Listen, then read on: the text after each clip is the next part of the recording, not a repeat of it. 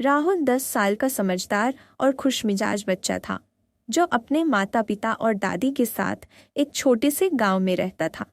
हर साल की तरह इस बार भी वह धनतेरस का इंतजार कर रहा था। उसे इस त्योहार पर अपने परिवार के साथ नई चीजें खरीदना और घर को सजाना बहुत पसंद था। धनतेरस का दिन आया और राहुल अपने माता पिता के साथ बाजार गया। चारों ओर लोगों की भीड़ थी। बाजार में रंग बिरंगी सजावट थी और दुकानों पर तरह तरह की चीजें बिक रही थी। बर्तन, सोने चांदी के सिक्के और सजावट का सामान। राहुल की आंखों में चमक थी और उसने सोचा कि इस बार वह नया खिलौना भी खरीद लेगा। जब राहुल ने अपनी पसंद के बर्तन और एक छोटा सा सिक्का चुना तो उसकी दादी ने मुस्कुराते हुए कहा, राहुल बेटा, क्या तुम जानते हो कि धनतेरस का असली मतलब क्या है? राहुल ने जवाब दिया, हाँ दादी, धनतेरस पर हम नई चीजें खरीदते हैं जिससे घर में सुख समृद्धि आती है।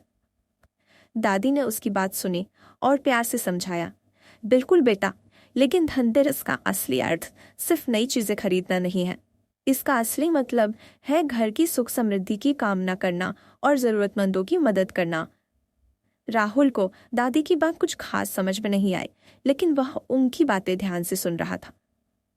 दादी ने कहा, बेटा, हम जो नया खरीदते हैं उससे हमारे जीवन में कुछ नया जुड़ता है, लेकिन अगर हम अपनी चीजें दूसरों के साथ बांटें तो इससे उनकी भी जिंदगी में खुशी और समृद्धि आती है।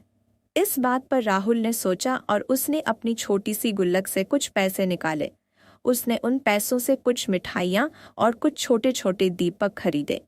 फिर उसने अपनी माँ से कहा, माँ, चलो इन दीपकों और मिठाइयों को गांव के उन बच्चों में बांटते हैं जिनके पास इतने साधन नहीं हैं। राहुल की माँ ने गर्व से उसकी ओर देखा और दादी ने प्यार से उसे गले लगा लिया। वे सभी मिलकर गांव के उन बच्चों के पास गए और उन्हें दीपक, मिठाइयाँ और कुछ खिलौने बांटे। बच्चों के चेहरे पर मुस्कान देखकर राहुल को एक अनोखी खुशी का एहसास हुआ। उसे समझ में आया कि असली सुख दूसरों के साथ खुशी बांटने में है। उस रात जब राहुल घर लौटा तो उसने अपने आंगन में दिए जलाए और दादी से बोला, दादी से, यह सिर्फ नई चीजें खरीदने का नहीं बल्कि खुशियां और समृद्धि बांटने का त्योहार है। दादी ने मुस्कुराते हुए कहा, बिल्कुल सही कहा बेटा, असली त्योहार वही है जो हमें दूसरों के साथ जोड़ता है और उनकी जिंदगी में रोशनी लाता है। राहुल ने इस धनतेरस से एक नई सीख ली कि असली समृद्धि और खुशी वही है जो दूसरों के साथ बांटी जाए।